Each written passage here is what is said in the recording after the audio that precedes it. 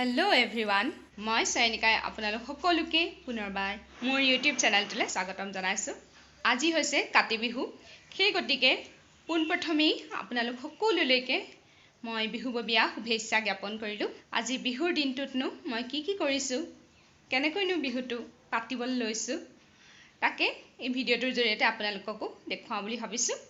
আশা কৰোঁ আপোনালোকে ভিডিঅ'টো চাই ভাল পাব। তাতেই আনিছে এটা তুলসী পুলি ৰুলে।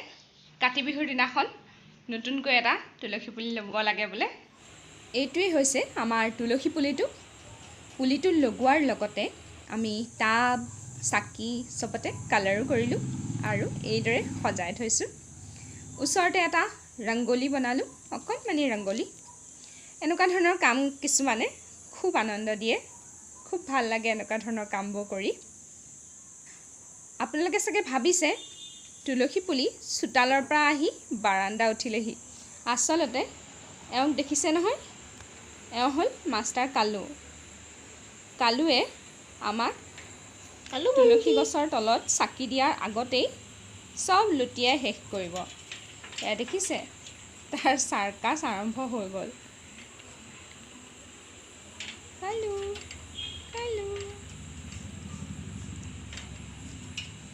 সি ব্ৰাউন কালাৰৰ হয়, কিন্তু আমি তাক কালু বুলি মাতোঁ, কেলে নেজানো।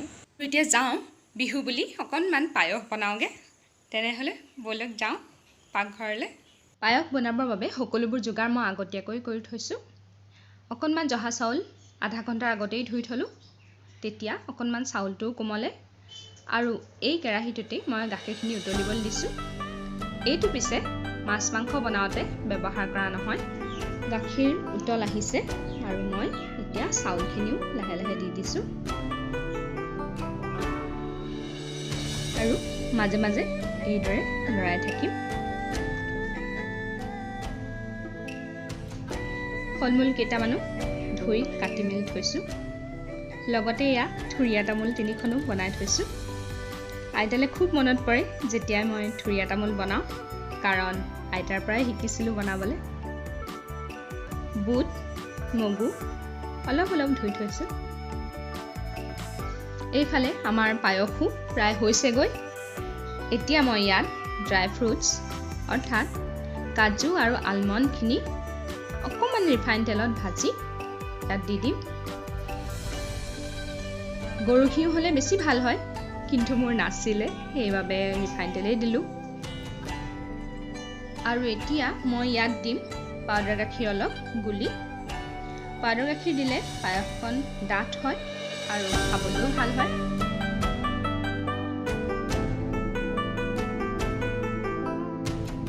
একেবাৰে শেষত মই এয়া দি দিছোঁ চেনি, অকণমান উতলিবলৈ দিম আৰু এয়া হৈ গ'ল মোৰ পায়স ৰেডি। পায়সখিনি ঠাণ্ডা হয় মানে মই মেখেলা চাদৰযোৰ লগাই ৰেডি হৈ ল'লোঁ। এইয়া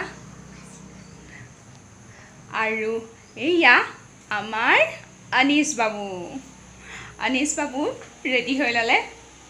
ছোৱালীবোৰৰ অকণমান আগ্ৰহ থাকে সাজিবলৈ কাচিবলৈ, ল'ৰাৰ যে একদম নাথাকে দেই।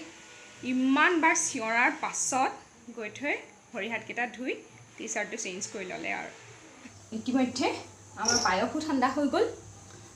এই বাউলটোত উলিয়াই লওঁ তুলসী গুৰিলৈ লৈ যাবলৈ, আৰু মই উলিয়াই ল'লোঁ। চব ৰেডি কৰা হৈয়ে গ'ল।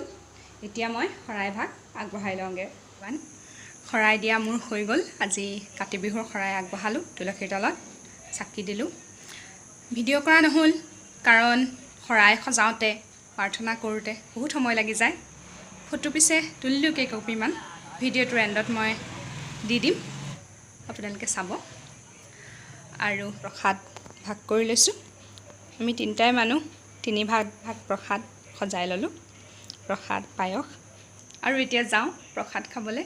ইহঁতকো মাতিছোঁ, এওঁক আৰু আনিছক। আৰু ভাবিছোঁ ভিডিঅ'টো ইমানতে শেষ কৰোঁ।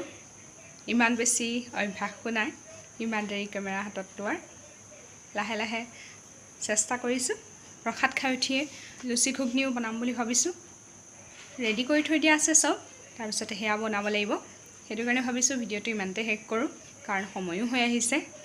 আজি বিহুৰ দিনাখন মইনো কেনেকৈ বিহু পাতিছোঁ, বেছি ডাঙৰকৈ নহয়, অনুষ্টুপীয়াকৈ পাতিছোঁ।